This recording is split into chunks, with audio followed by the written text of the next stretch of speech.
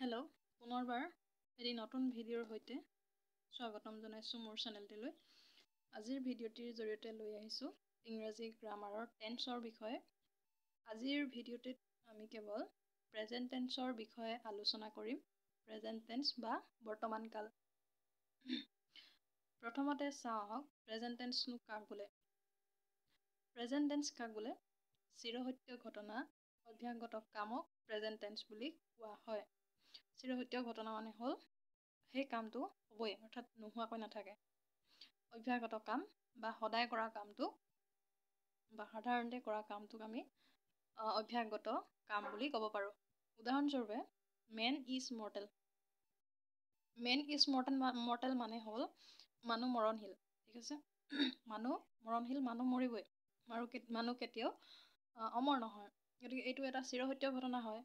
ঠিক আছে, ঠিক তেনেকৈ আৰু এটা উদাহৰণ the sun rises in the east, অৰ্থাৎ বেলি সদায় পূবফালে উদয় হয়। হয়নে? বেলি সদায় পূবফালেই উদয় হয়, কেতিয়াও উত্তৰ ফালে বা দক্ষিণ ফালে উদয় নহয়। গতিকে এনেকুৱা ধৰণৰ ষ্টেটমেণ্টবোৰ বা বাক্যবোৰেই হ'ল চিৰসত্য ঘটনা বা প্ৰেজেণ্ট টেন্স বা বৰ্তমান কাল। আৰু আই অলৱেজ গ' টু স্কুল, মই সদায় স্কুললৈ যাওঁ। এনেধৰণৰ বাক্যবোৰে হ'ল প্ৰেজেণ্ট টেন্স বা বৰ্তমান কাল। টেন্স মানে হ'ল কাল আৰু কাল মানে হ'ল সময়। এতিয়া চাওঁ আহা প্ৰেজেণ্ট টেন্সৰ ভাগকেইটা কি কি। প্ৰেজেণ্ট টেন্সৰ ভাগকেইটা হ'ল present indefinite tense, present continuous tense, present perfect tense আৰু প্ৰেজেণ্ট পাৰফেক্ট কণ্টিনিউৱাছ টেন্স। গতিকে আমি দেখি পালোঁ যে প্ৰেজেণ্ট টেন্সৰ ভাগ হ'ল 4টা। এতিয়া এই ভাগকেইটাৰ বিষয়ে বিশদভাৱে আলোচনা কৰিম। গতিকে তোমালোকে মন দি শুনি যাবা আৰু বহীত লিখি গ'লে তোমালোকৰ কাৰণে যথেষ্ট সুবিধা হ'ব। তেনেহ'লে আমি অলপ আগবাঢ়োঁ। Present tense, present indefinite tense কেতিয়া ব্যৱহাৰ কৰা হয়? যেতিয়া চিৰসত্য অভ্যাসগত কাম, চিৰসত্য ঘটনা আৰু বৰ্তমান কোনো কাম হোৱা বুজালে আমি প্ৰেজেণ্ট ইনডেফিনিট টেন্স ব্যৱহাৰ কৰোঁ। যেনে আই গ' টু স্কুল এভৰি ডে। আই গ' টু স্কুল এভৰি ডে মানে হ'ল মই সদায় স্কুললৈ যাওঁ। এই বাক্যটোত এইটো এটা অভ্যাসগত কাম। ঠিক আছে, মই সদায় স্কুললৈ যাওঁ। তাৰপিছতে the sun rises in the east, বেলি সদায় পূবফালে উদয় হয়। The sun rises in the east, বেলি পূবফালে উদয় হয়। আৰু পিছৰ উদাহৰণটো হ'ল দে প্লে, সিহঁতে খেলে। এইটো এটা অভ্যাসগত কাম। আৰু এনেধৰণৰ টেন্সৰ গঠন কেনেদৰে হয়, গাঁথনিটো কেনেকৈ হয় এইটো তোমালোকে নোট কৰি ল'বা। প্ৰথমে আমি ছাবজেক্ট লিখিব লাগিব, তাৰপিছতে ভাৰ্ব ওৱান, তাৰপিছতে হ'ল অবজেক্ট। এতিয়া প্ৰশ্ন হয় ভাৰ্ব ওৱান মানে কি? ভাৰ্ব ওৱান মানে হ'ল প্ৰেজেণ্ট টেন্সত। এই যে তোমালোকে চাৰ্টখন প্ৰেজেণ্ট, পাষ্ট আৰু পাষ্ট পাৰ্টিচিপল ফৰ্ম নিশ্চয় তোমালোকে চিনি পোৱা।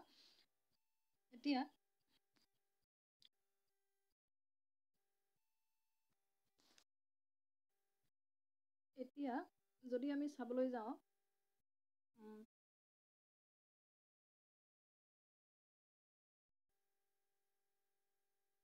গ', ঠিক আছে, গ' ৱেন আৰু কি থাকে সদায় গ' ৱেন কি হয়? গান।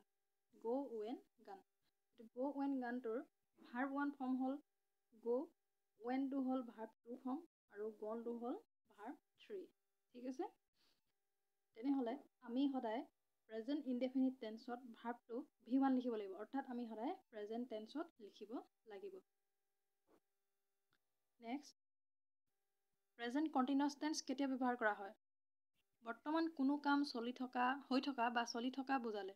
বৰ্তমান কোনো কাম চলি থাকিব লাগিব, মানে আমি যেতিয়া কথাটো ক'ম সেই কোৱা সময়ত কামটো হৈ থাকিব লাগিব বা চলি থাকিব লাগিব। ঠিক আছে,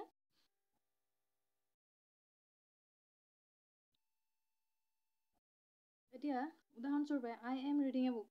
ৰিডিং এই বুক মানে ইয়াত কৈছে যে মই এখন কিতাপ পঢ়ি আছোঁ। কথাটো কোৱাৰ সময়ত কামটো হৈ আছে, হয়নে? I am reading a book. They are playing, সিহঁতে কি কৰি আছে? খেলি আছে। ঠিক আছে, গতিকে কথাটো কোৱাৰ সময়ত এই কামটো বা বৰ্তমান সময়ত এই কামটো চলি আছে। এনেধৰণৰ বাক্যৰ গঠন কেনেকৈ হয় চাওঁ আহাচোন। প্ৰথমতে আমি লিখিব লাগিব ছাবজেক্ট, তাৰপিছত ছাবজেক্ট অনুসৰি এম, ইজ আৰু আৰ, তাৰপিছত লিখিব লাগিব আমি V4। এতিয়া আমি V1 গম পালোঁ, V2 গম পালোঁ, V3 গম পালোঁ, এতিয়া V4 মানে হ'ল ভাৰ্বৰ লগত ING। ঠিক আছে, ভাৰ্বৰ লগত ING যোগ দিলে। এতিয়া উদাহৰণস্বৰূপে যদি আমি চাওঁ দে আৰ প্লেইং, ঠিক আছে, এই দে আৰ প্লেইংটো প্লেটো হ'ল মেইন ভাৰ্ব, ঠিক আছে, প্লেটো হ'ল মেইন ভাৰ্ব, তাৰ লগত যদি ING যোগ দিওঁ তেতিয়া হৈ যায় কি V4। ঠিক আছে, V4 মানে হ'ল ভাৰ্বৰ লগত কি যোগ দিয়া, ING যোগ দিয়া হয়, আৰু তাৰপিছতে লিখিব লাগিব আমি অবজেক্ট। তাৰপিছতে প্ৰেজেণ্ট পাৰফেক্ট টেন্স কেতিয়া ব্যৱহাৰ কৰা হয়?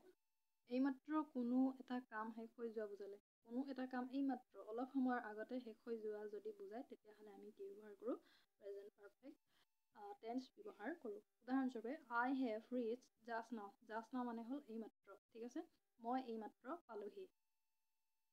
তাৰপিছতে he has done the work, সি এইমাত্ৰ বা কামটো শেষ কৰিলে, he has done the work, সি কামটো কৰিলে। এতিয়া ইয়াৰ গঠন কেনেধৰণে হয়, এনেধৰণৰ প্ৰেজেণ্ট পাৰফেক্ট টেন্স গঠন কেনেকৈ হয়? প্ৰথমে আমি ছাবজেক্ট লিখিব লাগিব, ছাবজেক্ট অনুসৰি হেভ লিখিব লাগিব, নহ'লে হেজ লিখিব লাগিব, ঠিক আছে, আৰু তাৰপিছত লিখিব লাগিব V3। V3 মানে কি হ'ল, V3 মানে হ'ল ভাৰ্বৰ পাষ্ট পাৰ্টিচিপল ফৰ্মটো, ঠিক আছে, ডু, ডিড, ডান, গ, ৱেন, গান, ঠিক আছে, আৰু তাৰপিছতে লিখিব লাগিব অবজেক্ট। এতিয়া দ্বিতীয় উদাহৰণটো চাওঁ আমি, he has done the work, he হ'ল ছাবজেক্ট, হিৰ লগত সদায় কি ব্যৱহাৰ কৰা হয়, হেজ ব্যৱহাৰ কৰা হয়, ডান, ডু, ডিড, ডান, V3, আৰু দ্য ৱৰ্কটো হ'ল কি তেতিয়াহ'লে অবজেক্ট। ঠিক আছে, নিশ্চয় তোমালোকে বুজিব পাৰিছা।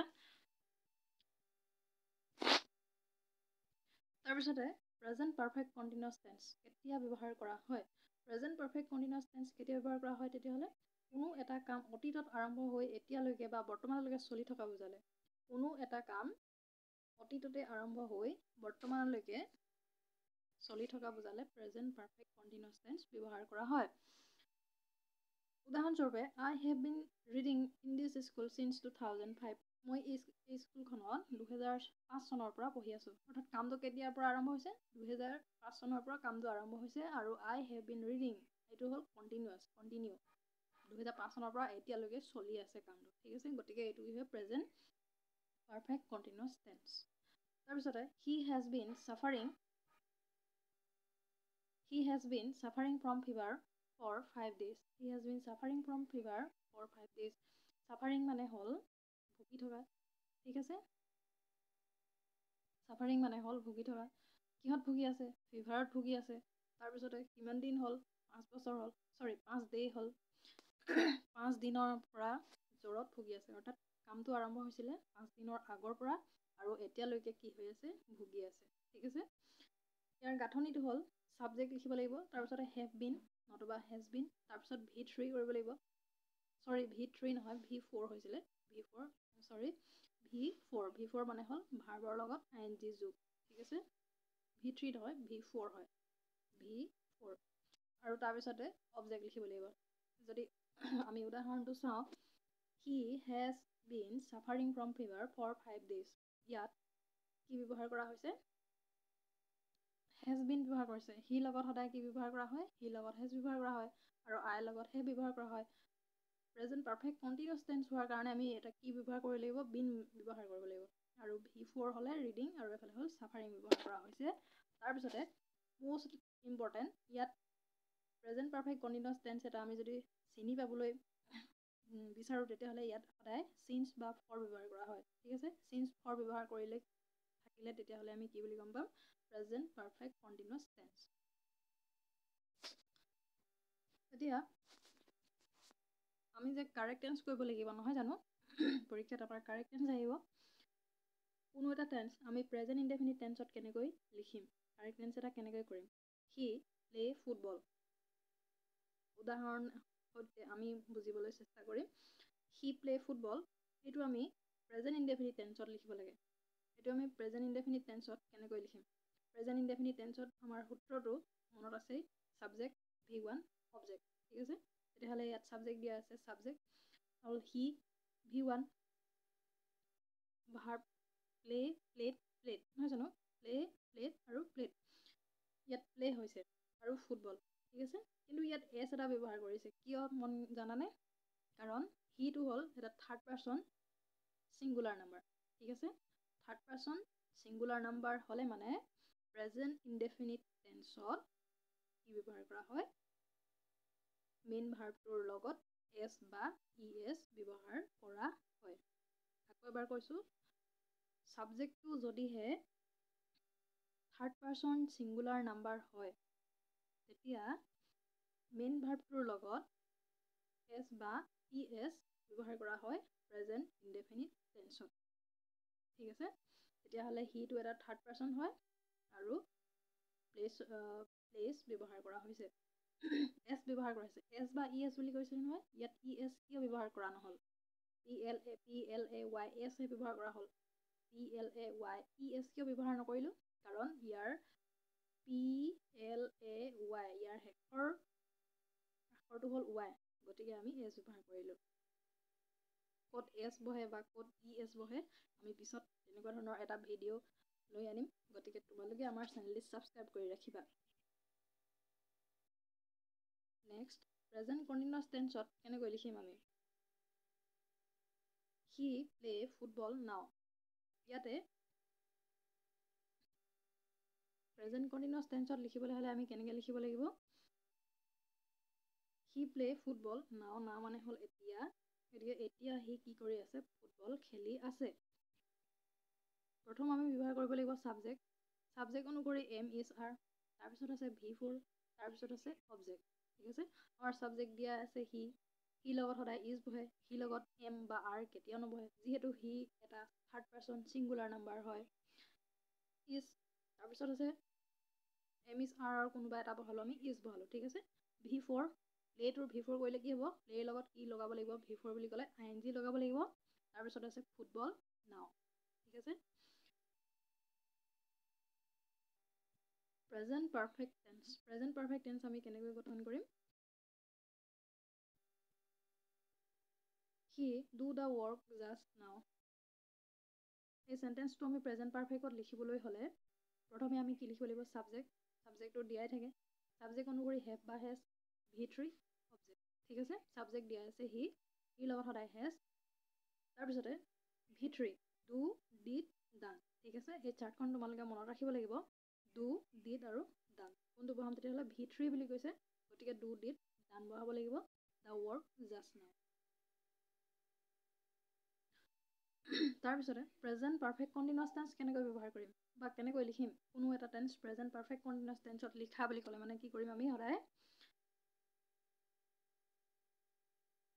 সাবজেক্টটো থাকিবই হেভ বিন নহ'লে হেজ বিন বহাব লাগিব তাৰপিছতে V3 নহয় V4 ঠিক আছে সৰি এইটো V4 হ'ব লাগিছিল যিহেতু কণ্টিনিউয়াছ টেন্স হয় কণ্টিনিউয়াছ টেন্সত সদায় কি হয় কণ্টিনিউয়াছ বুলি ক'লে V4 আহে ঠিক আছে আৰু পাৰফেক্ট বুলি ক'লে মানে যেনে প্ৰেজেন্ট পাৰফেক্ট পাষ্ট পাৰফেক্ট বা ফিউচাৰ পাৰফেক্ট বুলি ক'লে মানে সদায় কি হয় V3 হয় তো মনত ৰাখিবা কণ্টিনিউয়াছ শব্দটো যেতিয়াই আমি পাম তেতিয়া আমি সদায় V4 ব্যৱহাৰ কৰিম আৰু পাৰফেক্ট প্ৰেজেন্ট পাৰফেক্ট বা পাষ্ট পাৰফেক্ট বা ফিউচাৰ পাৰফেক্ট তেনেকৈ যদি থাকে তেতিয়া আমি ব্যৱহাৰ কৰিম V3 এতিয়া তাৰপিছতে অবজেক্ট ব্যৱহাৰ কৰিম উদাহৰণটো আমি চাওঁ আহাচোন he suffer from fever since Monday last উদাহৰণ উত্তৰটো হ'ব হি হেজ বিন হি লগত সদায় কি বহে হেজ বহে আৰু ইয়াত আমি এটা কি বহাব লাগিব বিন এই বিন বহাব লাগিব যিহেতু present perfect continuous tense been ব্যৱহাৰ কৰিব লাগিব চাফাৰটোৰ লগত কি ব্যৱহাৰ কৰিব লাগিব আমি এই চাফাৰটোৰ লগত ING বহাব লাগিব যিহেতু V4 কৰিবলৈ দিছে সূত্ৰ অনুসৰি from fever since Monday last ঠিক আছে এইখিনি আছিল আজিৰ আমাৰ প্ৰেজেন্ট টেন্সৰ বিষয়ে আই হোপ তোমালোকে বুজি পালা আৰু ভৱিষ্যতে এনেধৰণৰ ভিডিঅ' পাই থাকিবৰ কাৰণে আমাৰ চেনেলটি ছাবস্ক্ৰাইব কৰি ৰাখিবা আৰু ভিডিঅ'টি ধৈৰ্য সহকাৰে চোৱাৰ কাৰণে ধন্যবাদ থাকিল পুনৰ লগ পাম নতুন এটি ভিডিঅ'ৰ সৈতে আজিলৈ আহোঁ